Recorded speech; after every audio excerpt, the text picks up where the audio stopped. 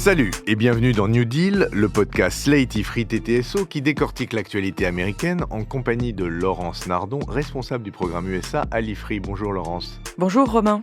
Alors Laurence, le Moyen-Orient s'embrase à nouveau depuis le samedi 28 février puisque, au cas où ça vous aurait échappé, les États-Unis et Israël ont lancé une vaste offensive aérienne sur l'Iran. Cette opération colère épique qui a déjà réussi à éliminer les plus hauts dirigeants iraniens. Les analyses se multiplient sur le déroulement des opérations militaires avec des ripostes iraniennes dans toute la région, le début d'une désastreuse régionalisation du conflit donc. On spécule aussi sur les chances de succès d'un changement de régime à Téhéran. Mais avec vous, Laurence, je voudrais qu'on discute, si vous le voulez bien, des impacts dans la politique intérieure des États-Unis de cette affaire. On sait que Trump avait promis à son électorat la fin des interventions américaines à l'étranger, et surtout au Moyen-Orient.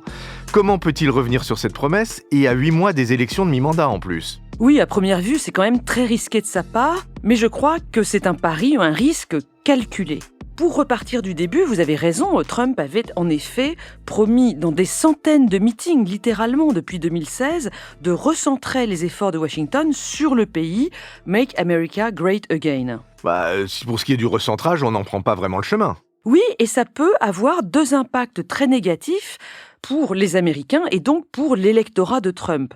Il y a déjà eu, alors suivant les journaux que je lis ce matin, 4 ou 6 soldats américains morts dans les opérations depuis samedi 28 février. Nous sommes aujourd'hui le mercredi 4 mars.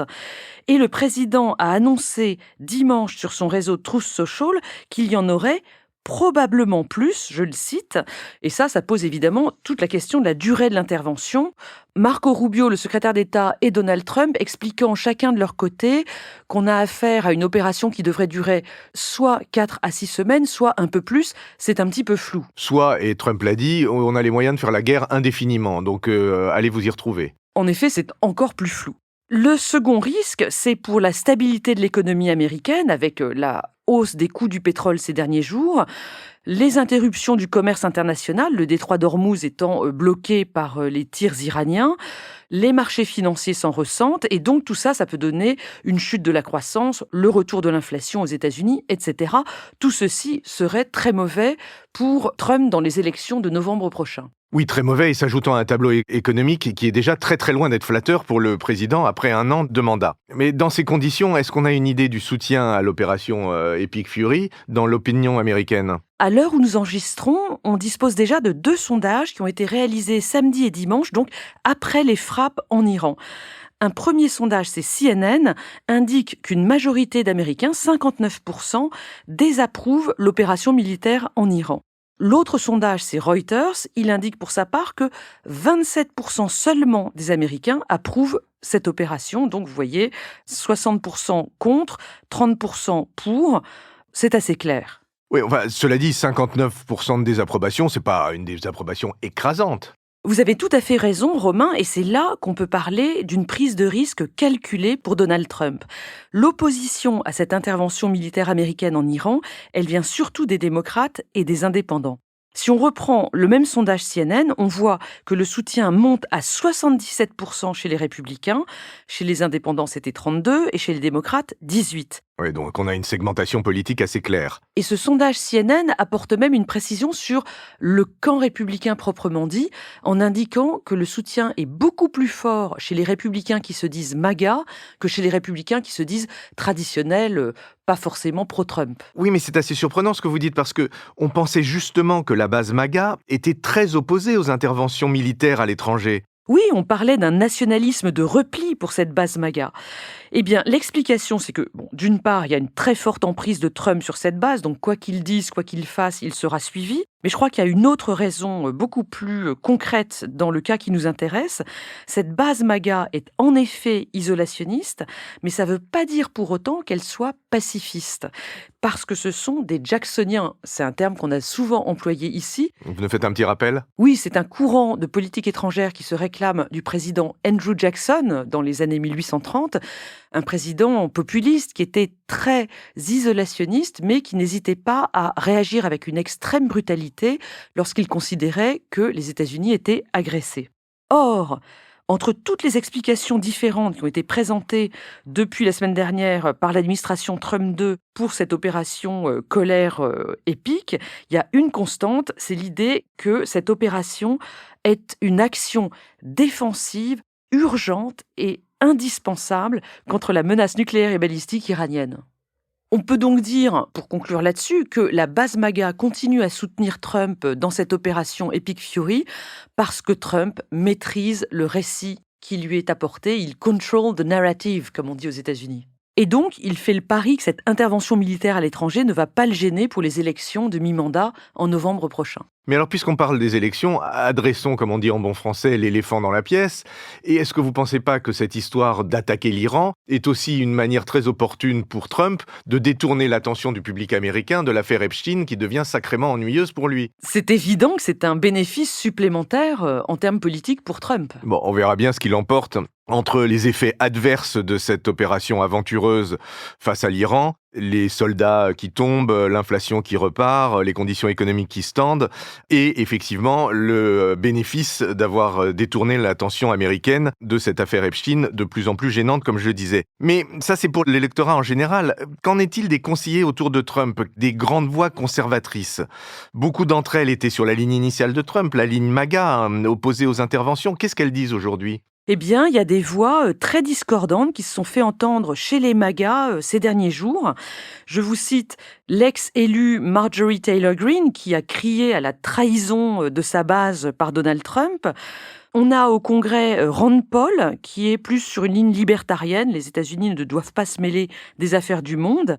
En dehors du Congrès, chez les influenceurs, les journalistes, on a eu Tucker Carlson, cet ex-présentateur de Fox News, qui a qualifié les attaques de samedi d'absolument répugnantes et diaboliques. Je le cite. Je vous en cite un dernier, le commentateur vraiment d'extrême droite, Matt Walsh, qui lui insiste sur le fait que les Israéliens ont poussé Trump à agir. Il présente vraiment le président américain comme la marionnette du Premier ministre Netanyahou, avec dans son cas des intentions clairement antisémites. Alors, sans aucune espèce d'intention antisémite, évidemment, il faut quand même voir que Marco Rubio, le secrétaire d'État américain, a lui-même donné une explication en début de semaine qui n'était pas une explication très éloignée de ça. Il a dit « Nous savions que les Israéliens allaient agir, et comme les Israéliens allaient agir, on allait s'en reprendre à nous, puisque nous sommes considérés comme l'allié principal d'Israël. » Donc lui aussi a décrit la séquence comme une séquence où les Israéliens ont pris l'initiative et ont un petit peu acculé Trump à la décision d'intervenir lui-même en Iran. Je referme cette parenthèse. Alors vous venez de citer les MAGA hors du cercle du pouvoir, les journalistes, les influenceurs, les élus ou les ex-élus du Congrès. Mais autour de Trump, à la Maison-Blanche, dans l'administration, comment ça se passe ? Dans l'administration, on peut parler d'un courant plutôt isolationniste, on dit restrainer en ce moment, c'est le terme à la mode, et d'un autre courant néoconservateur beaucoup plus favorable aux interventions. Ces deux courants s'opposent depuis des mois, et là, clairement, sur cette affaire iranienne. Or, malgré cette opposition, la majorité des conseillers autour du président le suit comme un seul homme depuis samedi dernier. Les néoconservateurs applaudissent. Alors, il y a Marco Rubio dont vous venez de parler. Il y a aussi Lindsey Graham, qui est l'homme du président dans toutes les situations. Sénateur républicain ultra-MAGA. De Caroline du Sud. Sur ce courant néoconservateur, il faut quand même que je fasse une mention de John Bolton, qui a été conseiller de George Bush fils. Il a aussi été conseiller de manière très brève de Trump pendant le premier mandat. Lui, il préconise une intervention militaire américaine pour changer le régime à Téhéran, littéralement depuis plus de 20 ans. Ah oui, c'est l'ultra-faucon anti-iranien, lui. Absolument. Il devrait être content de ce qui se passe. Il s'inquiète quand même du manque complet de préparation de la transition en Iran après les frappes militaires.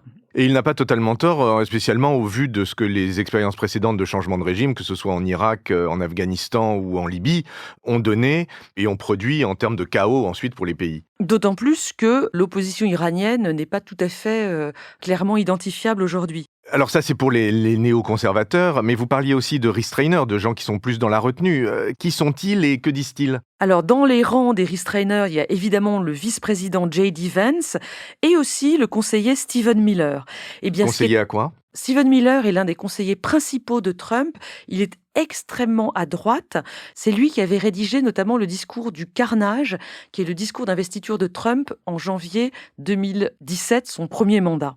Ce qui est tout à fait frappant, c'est le silence qu'ils observent depuis samedi dernier, un silence extrêmement gêné.